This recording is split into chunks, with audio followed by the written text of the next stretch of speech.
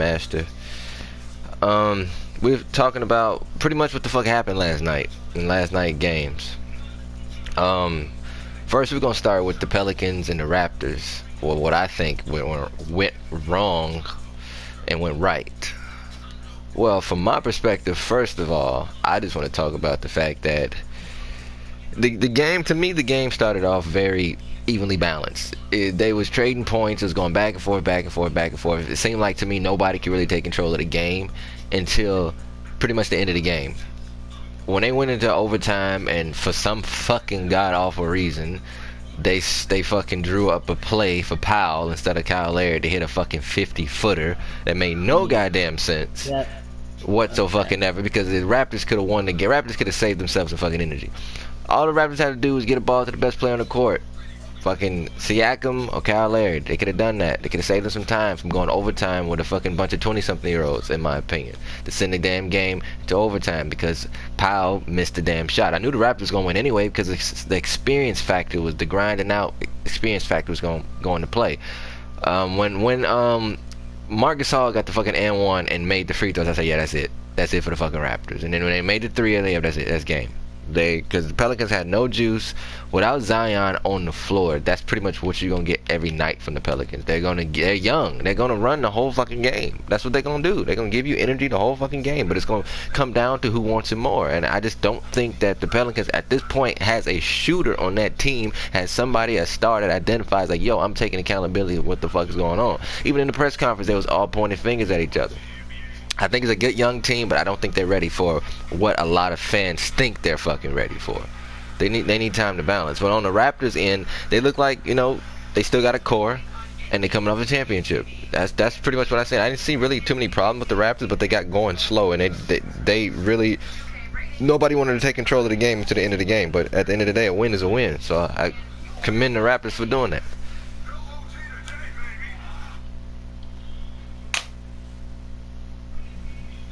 Oh, but yeah, I find that when I fucking watched that play, like, I'm like, okay, why the fuck? CJ Powell? Yeah. Yeah, that was fucking stupid. That was fucking stupid. I thought that was ridiculous as well. Why the fuck did they let him shoot the ball 50-footer? I didn't understand that myself, but I didn't know if the play was, because they came off a timeout, so the play was obviously drawing up for him to shoot the damn 50-footer, in my opinion. Because I feel like and if I'm not corrected, they did come off a timeout before that play happened. Yeah. So, well, yeah, they did. They did. So it was drawn up for him, which made no fucking sense from Nick Nurse. I didn't understand that one at all. But when the Pelicans ran out of gas, I was like, yeah, it's over with. Because now they just doing shitty fouls to y'all and everything. So I knew the Raptors was gonna win that game. Now it could have went a different way if Brandon Ingram can hit more consistent mid-range shots. I feel like, in my opinion, until Zion is ready to come back, he is the star player that you have to hold accountable on that team. Not Lonzo Ball, you know, not Josh Hart, none of those guys that came from the Lakers. I feel like that Brandon Ingram has to be accountable. He's the second best player on that fucking team.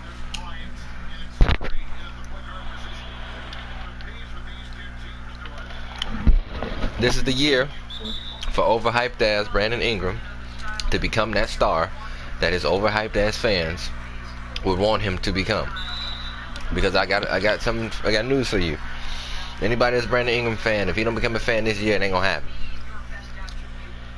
He's in the most healthy physical condition that I've seen him in his whole fucking career. The short career that he's played was the fourth season he's played, I want to say. He's not, people can't say LeBron's holding him back. You know, now he's not under the pressure. He's not under the pressure of Hollywood anymore. He can do his own thing and be the best version of himself that he can be. He don't have to worry about the Lakers media anymore. Now he can just play basketball. So now if this year he don't become this second to Kevin Durant Like people say they see a lot of Kevin Durant in him. It's not gonna fucking happen. He's just gonna be one of those players that had a high draft pick and he just couldn't adapt to. He wasn't the star that everybody thought he was. It's not gonna fucking happen. I'm just being honest. Well, But he's gotta do. He's gotta fucking do something this year. There's no excuse for him to not do anything. exactly, I think he played all right, but I don't think he's one of those kind of players you could rely on every night to be a star.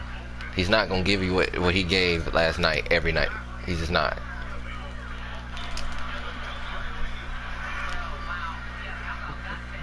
I don't fucking see that happening at all, in my opinion.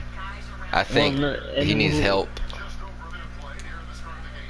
But he needs to be the one to stem him until Mr. Hype Rookie Boy gets back. Until Zion gets cleared. Yeah, I agree. I think until Zion gets cleared, I think Brandon Ingram has to be the leader of that team. He was the higher. No, Lonzo Ball, technically, I think Lonzo was a higher draft pick than him, but I still think Brandon Ingram has. People are backing Brandon Ingram's talent, and he has more potential, people think, than Lonzo Ball. So, and all in all, I think that Brandon Ingram, when you're compared to fucking Kevin Durant, you have to fucking produce points. I mean, Lonzo Ball is not compared to fucking Kevin Durant. Lonzo Ball is compared to like Jason Kidd, and I still don't see Jason Kidd comparisons. I think Lonzo Ball is the first Lonzo Ball, which is not bad. I don't see Jason Kidd in Lonzo Ball. I don't see shit in Lonzo Ball, honestly, from anybody. I don't know how you would get everybody. I don't know how the fuck people would compare him to Jason Kidd. Jason Kidd wasn't that shit of a player. Well, I don't think that they compare him to Jason Kidd for that reason. I think they compare him to Jason Kidd based off of he's a past first point guard. And when Jason Kidd first came into the league, Jason was a past point. Jason was a past first point guard, and he couldn't shoot for shit. Jason Kidd, honestly, got truth, didn't learn how to shoot until the end of his career in Dallas. That's when he developed a consistent 3-point, jump shot or whatever. That's why I feel like they compared him to Jason Kidd, but I haven't seen the jump shot developed, in my opinion, on a consistent basis where you can have that steady comparison. You can see flashes of Jason Kidd, but flashes isn't fucking Jason Kidd. That's just my opinion on Lonzo Ball. So I just don't think. I think he has a. I don't even think he has a more. I think he has a more consistent 3-point shot than Lonzo Ball. But in terms of mid range, I think that Brandon Ingram is a step ahead of him in that category. Well, it's that works, huh? Alright, but yeah, they also do. Maybe this gotta be also the year for Lonzo to fucking improve himself and do something. He's not in LA. Exactly. And I think he got rid of his fucking father's issues. Exactly. So there's no excuse for him or Brandon Ingram to not fucking actually get fucking better. Well, exactly. I totally agree. I think this is the time for everybody that the Lakers sent to the Pelicans to flourish into the stars that they're supposed to be. And if they don't, they're just going to be who they are, not the stars. Now, let's be second. Yeah, it just be not good players, honestly. Or like just second-rated players. Maybe average players. But now what I've seen with the Raptors is I feel like the Raptors are going to play most of their offense not just through one particular player. I think that they're just going to try to run multiple game plans to a lot of different people until they find out who's more consistent. Well, probably. That's just my opinion on that one. Oh, well, it almost looks like, but they're really, I think, trying to do is also the fucking hype. Again, Siakam the fucking be the main scorer. Well, exactly. I don't see it. I don't see Siakam being filling in DeMar and Kawhi Leonard's shoes. I just don't see that happening. Well, that's why they pretty much when they need a base score more than 2 guys or maybe 3 with 20 points, and pretty much how. Because there's no way Siakam can do this by himself or take a lot. He's got to have he's got to have a night with Freddie. He's got to have what he had last night. Well, exactly. He and Freddie and really like fuck. If Kyle can get it in the 20 range.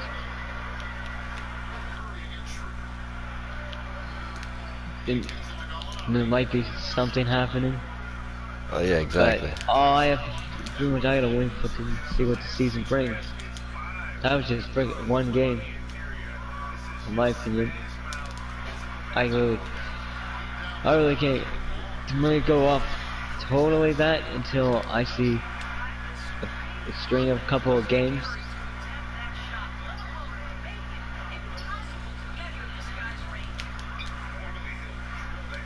But yeah, I can agree with that. Now, moving on to Lakers Clippers game. It was really been bothering me. In a good way and positive. Now, what's really been bothering me about the Lakers and Clippers game, I've been seeing a lot of people off one game thinking that the Lakers are in trouble. And yesterday I told Cody before the Lakers even played the Clippers that the Clippers was going to win. And this is why I told him that. I told him that because of the simple fact of I feel like the Clippers have more to prove than the Lakers have to prove. I feel like Kawhi Leonard at this point in his career is chasing more and has more to prove than LeBron James have to prove. Now, do I think Kawhi Leonard is a better player? Fuck no. We all know who I am a fan of. But I think that Paul George and Kawhi Leonard, and I think the reason why the media is blowing this shit up because Paul George didn't play. But this is something that you got to realize. It's something that I really noticed when they took LeBron and Anthony Davis and when they took Kawhi Leonard out of the game.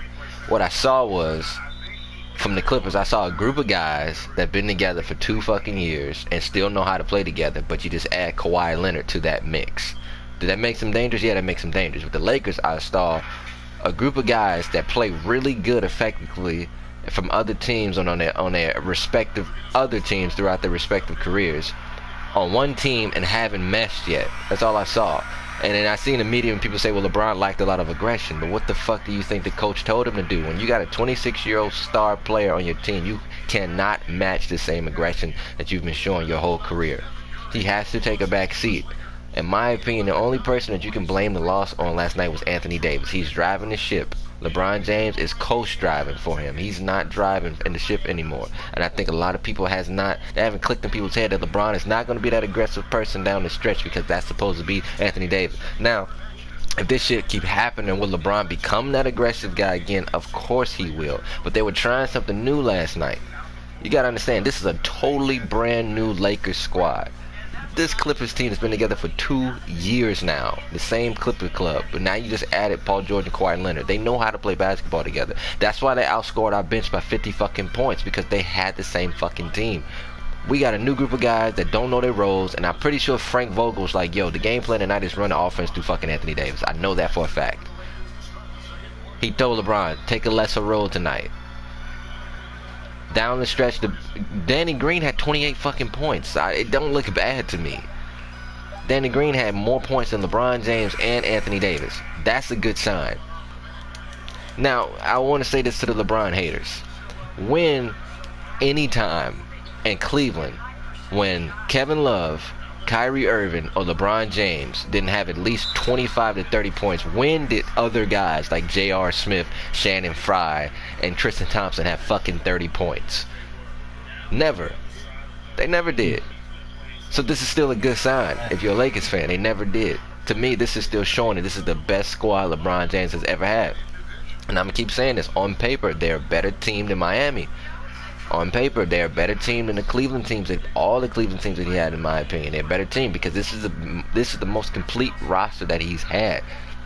Now, if LeBron just loses this year, they just lost.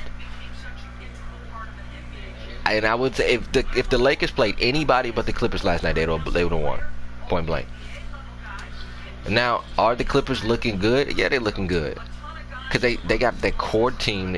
To me, the Clippers are, if you added Paul George to last year's Toronto Raptors, that's the fucking Clippers. They got a core team in Toronto that already know how to play the game of basketball, that's not lacking anything in identity, and now you add Paul George and Kawhi Leonard to that. That's a dangerous fucking team. They just had the ball rolling already because these guys know what each other, and they hold each other accountable. They know what each other do before they do it. They've been together for 2 years now. I'm not making any excuses for the Lakers, but that's what I saw from a both perspective team. I wasn't even expecting my team to win last night. I wasn't expecting them to win last night. That's just one game. And it's just one. It's one game. There's 4 more games against the Clippers. Exactly. 3 more games against the Clippers. If this was the playoffs or the Western Conference Finals, I'd be worried.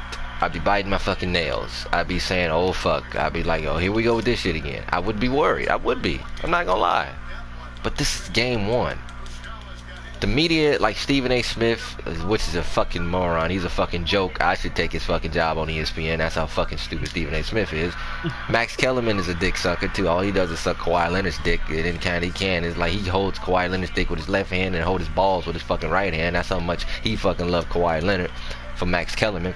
If you go and you look at Max, if you're the type of person that don't watch games and can't catch games because you're at work and you watch in fucking NBA's first take, Max Kellerman and fucking Stephen A. Smith, you're not fucking hearing what it is. Those guys will make a fucking, they're fucking writers, they're journalists. They make a story out of anything. That's why they're on television, because they can make a story out of anything and make it sound good. Stephen A. Smith rips LeBron, some shit I seen a video, rips LeBron for lack of aggression or some bullshit like that, and then Max Kellerman said, well, what the fuck he wants to talk Stephen about. A. Smith's a fucking joke. One minute he trashing the player, the next minute he's praising the player. I remember last year, I think Kevin Durant is the most prolific perimeter scorer the game's ever seen in basketball. Fucking 2 weeks after that, Kevin Durant gets hurt in the Houston series. James Harden, I swear, James Harden is balling like no other. James Harden is the best player at basketball right now. James Harden is the best scorer. 2018, LeBron James dominates the Celtics in the playoffs. LeBron James is showing flashes of Michael Jordan, and beyond that, I don't think nobody can stop LeBron. Stephen A. Smith is a professional fucking dick sucker. He's a showman, what I call. He said they type the bullshit and he say it.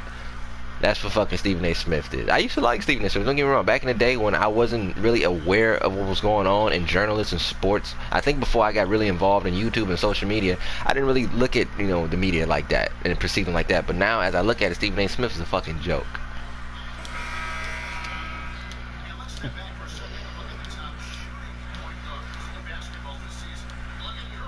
No, I say the only person, not just because he's a LeBron fan, but because he's fair. The only person I look at through the media and I look at it from a fair perspective is Shannon Sharp. Not just because he's a LeBron fan, it's because when LeBron fucks up, he holds him accountable. Anyways, because he's been a player. And he's been an NFL player before.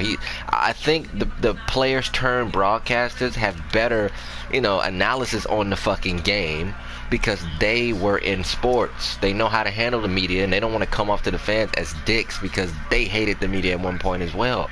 So I think when you look at the Jay Williams, I like Jay Williams. When you look at the Shannon Sharps of the world, when you look at the fucking fucking Dwayne Wade is a now of the world. When you look at the Shaqs of the world, when you look at the Charles Barkley's of the world, those guys were actually players.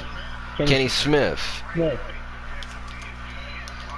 Those guys know what the fuck they're talking about. So if you want to follow anybody in the media that's talking about sports and basketball in general, follow those guys, because they were in the fucking media's spotlight at one point. You know what I mean?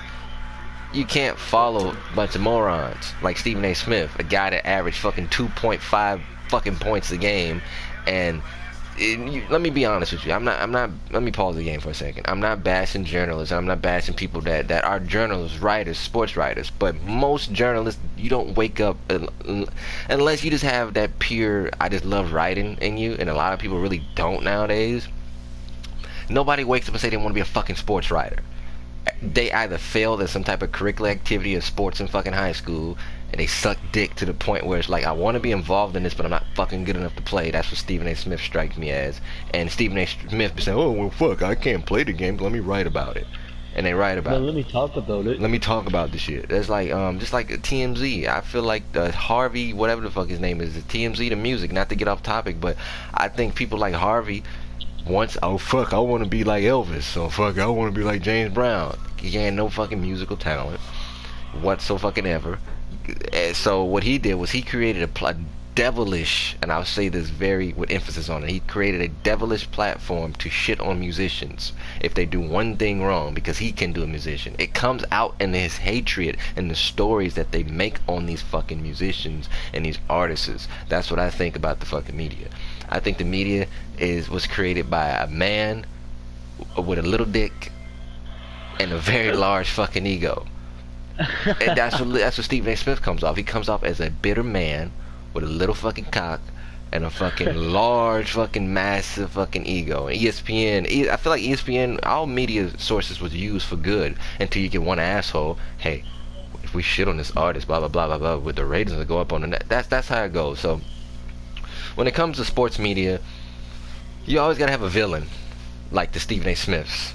I feel like the flip-floppy villain, like Stephen A. Smith. And then you gotta have a villain that just don't give a fuck. He says what's the first thing that comes to his mind, like Max Kellerman. Then you got for the ratings, just for feminists to be happy, you gotta put Molly Quirm on the fucking show, because she don't know fucking from up from fucking down. She don't know from fucking light to dark. Molly Quirm, she just on the show because she's fucking pretty, and women gotta feel involved on the fucking show. No, I'm not knocking women at all. I'm not being sexist at all. But I'm saying Molly Quirm is on ESPN. Just watch her. Just go. It's compilations on YouTube. Molly Quirm is fucking annoying. And fucking Stephen A. Smith going off on Molly, or fucking Max Kellerman going off on Molly. Nobody likes Molly. They know she's there for the fucking rating, so it's not all male dominant. Why you think every sports talk show every now and then has a woman on it, so it doesn't seem like too much masculinity? Women like to be involved in sports as well. Women like to feel like women knows shit about sports as well. Once again, I'm not knocking women, not saying women don't know shit about sports, but that's America for you. I'm not afraid to say this shit to the people fucking are thinking. And I know what people are thinking, because I talk to a lot of people about sports all the fucking time. That's what I do. So I'm not saying I'm a fucking know-it-all neither, but at the end of the fucking day, what I've noticed about sports, and because I started heavily watching sports in high school, so about 10 years ago, when I was a freshman in high school, sports journalists have a habit of that haven't been, like, when you see the backstories of like what the fuck his name is, Skip Bayless. Oh, that fucking idiot. When you see the backstories of fucking Skip Bayless, those guys average 2 points a game throughout their whole career. Oh, and then you like, it makes sense. The white dude that shits on LeBron and Kawhi. Shannon Sharp. Fucking, yeah, he always is on the same fucking talk shit with Shannon Sharp. Yeah. Fucking bashes Kawhi Leonard. Bashes Kawhi, bashes LeBron. He sucks the Spurs. I mean, it's nothing wrong with being a Spurs fan, man. Let me put it this way. If you're a fan of a basketball team, I don't care. Raptors fan, Spurs fan, Pelicans fan, I don't give a damn. But stay in your fucking... People... Fan bases have a habit of putting unrealistic expectations on their team. Don't be a Charlotte Hornets fan and put Laker Warrior expectations on your fucking team. That's why people. That's how fan bases become toxic. I think the most toxic fan base in sports has to fucking be. And if we talking basketball, I'm not gonna lie. The most toxic fan base in basketball probably is my team, probably the Lakers. But I'm man enough to admit that. But the difference between, and I think the most toxic fan base in football is the fucking Dallas Cowboys and the fucking Pittsburgh Steelers. You can't put, the only reason why you can't put Tom Brady and the Patriots in there, because they fucking own up to what the shit they talk every year. You can't put the Warriors fan base in there because they own up to their shit talking every year. And I'm not a Warriors fan, but they own up to it.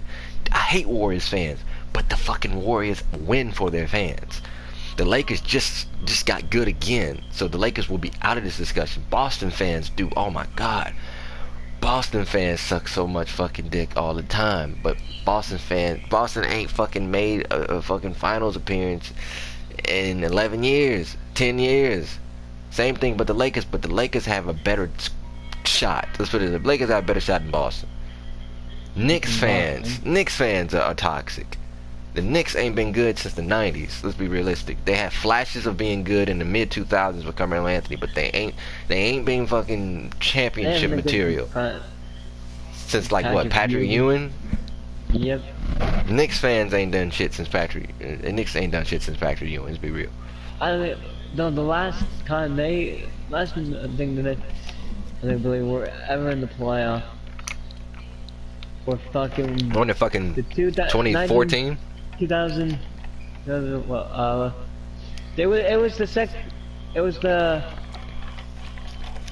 Morris Pierce's rookie year in the rap, and it was the year that because it was the year that that was the last time they went, was the year that Lakers and Sixers finals. Wait, the finals or the playoffs? So last time, I mean, the Knicks was in the finals or the playoffs?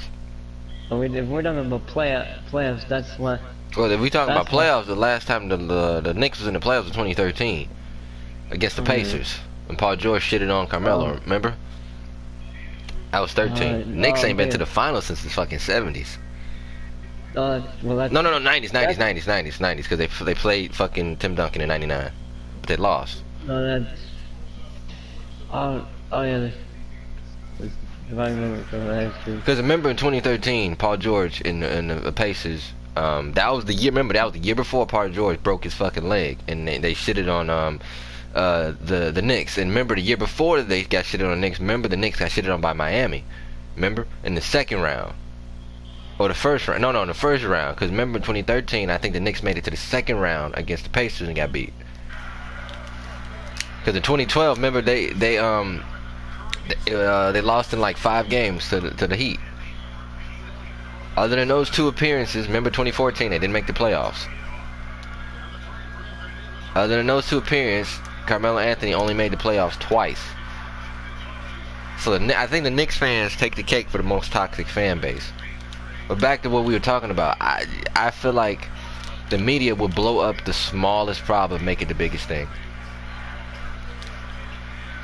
If last night was game 5 or game 10, it would have been a different game, let's put it that way. I'm not making excuses for my team, not making excuses for LeBron, but I think they're holding the wrong person accountable. The media want the cake and eat it. The media can't push all summer. If LeBron James plays with Anthony Davis, he has to take a lesser role. He has to take it's YouTube videos. He got to take lack of aggression. He can't be that aggressive beast that we know him of dominating the Eastern Conference when he in the Western Conference, because he's playing with a 26-year-old. And the 26-year-olds have egos. Till when the game night open, when we lose, when LeBron does exactly what the fucking media wants, they act as if they never said that before and don't hold Anthony Davis accountable. Anthony Davis did not have a bad night, but Anthony Davis was doing the same play every night. Getting the ball and posting up the fucking rim. That's all he did last night. And I think he did it to the point where the Clippers defense knew exactly what the fuck he was going to do. Why do you think under the rim they double teamed him? They double teamed Anthony Davis under the rim all fucking night because of the first 3 baskets he did the same fucking play. To the point with the 4th play they had to double team him. Until the Lakers is the only Lakers game plan they had last night. I think that when they found out our game plan, they beat us mentally. And when we all know, when you beat an opponent mentally, physically, you already fucking won. And that's what exactly happened last night. All we need to do is get better as a unit, get better as a group, watch film. Collectively, we will grow as a team. The next people we play, actually the night when Call of Duty comes out, the 25th on Friday, we play the fucking Utah Jazz for redemption. And now this time we're at home. Play the Utah Jazz, and then I think that we should do way better than we did then. The first 5 games, I'm not holding the Lakers accountable. I'm not holding any team accountable for the first 5 games. I think when you're in game 10, that's how you know who's going to do what, in my opinion. Even when you play in the video game, if my team comes off slow, like how, I'm letting the OKC, look at OKC right now. Even though I know this is a video game, but I can't go off of that. You know what I mean? Well,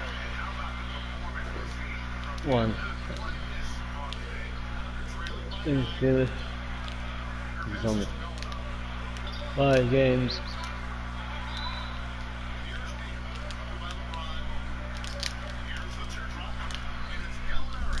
That's just pretty much. And tonight's my predictions on tonight's game. Denver, Portland, and Philly and Boston. My predictions on tonight's game. I think Philly's gonna win at home. I don't see this. I think they're overrated and they're overhyped because I still don't think Ben Simmons is ready to be the guy that they think he is. I mean, he's done better with his jump shot, but I think they're a big team. They're gonna be really hard to beat. But I don't see them beating the Bucks this year. I don't. But I do think they win against Celtics in the home opener. I think Denver wins against Portland because I believe Portland beat them in the preseason, and I think they're still getting stung mentally by that loss in the playoffs last year to Portland. So I think Denver is tired of that shit, and Denver is going to pull a win out tonight. I think Denver wins tonight, and I think Philly wins tonight. I can't tell you how many points, but I think that Denver wants a little bit more because a lot of people are sleeping on Denver now because we got Houston back on top, and we got the Lakers moving back on top. The Clippers are moved back on top.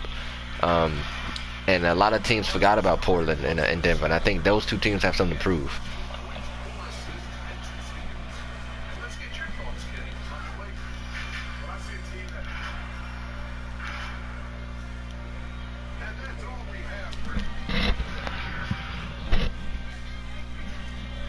But I will, after important games, I may do. The only reason why I didn't add clips to this video and just do a reaction video to what I'm talking about is because those of y'all know that have been subscribed to my channel for a very long time. I've had a copyright strike on my channel for a long time, and I don't know how to copyright. I know how copyright works in music. I'm just now getting to the point where it's like, okay, I know what not to react to in music now. I know what artists not to react to, blah blah blah, etc., etc. But when it comes to NBA, I don't know what not to react to in NBA. Now, I did one sports reaction a long time ago to like some 2012 highlights, and I deleted it. But yeah, I did some sports reactions a long time ago on the channel. This was before my channel was even really searched or known for, right? So yeah, I did that before. I didn't get strike from it, but it may just could have been because the clips were so old. So I don't know how the copyright works with YouTube at all. So because I know Bleacher Report, that's partnership with NBA. I know all these other channels, I may have to, you know, use that because I know you're not supposed to re-upload anything with the NBA with the copyright shit. So I don't know how that works. I gotta learn a little bit about that before I start those videos. And plus, I didn't want to get another strike on the channel a day after I dropped the strike, which would just be ass backwards and then just moving backwards. And nobody wants a strike on their channel. That's like the worst thing can happen to your channel, for you to get striked.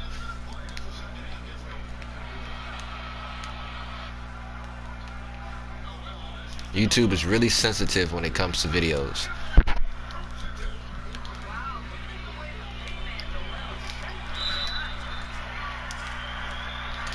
So yeah, guys, with that being said, I will do these sports talks videos after. If this is one of those juicy games that you just can't hold it in, I'm doing these sports talks right away. I gotta put my comments on what the fuck happened. You know, and I think a lot of people blew that Clippers-Lakers game up to something that, because before that, even before the season opener happened, I was saying that I don't think the Lakers gonna win that game.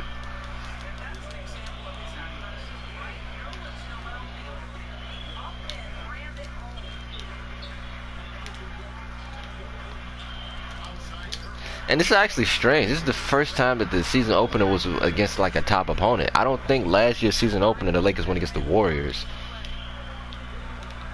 Don't remember who they went against, but I know it wasn't a really talented squad. I think it's just a regular team.